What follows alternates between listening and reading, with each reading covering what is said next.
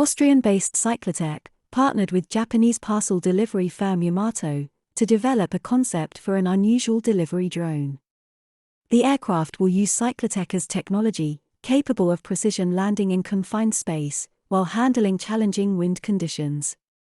It can fly up to 25 miles or 40 kilometers, at speeds of roughly 80 miles per hour, or 130 kilometers per hour. Its unique shape is designed to carry a cargo pod, developed by Yamato. The pod will function as a pushcart, holding roughly 30 kilograms or 66 pounds of cargo. The drone is still in its concept phase, meaning there's a chance it may never be built. However, this innovative idea and experimentation can pave the way for improved air delivery systems and other drone applications in the future.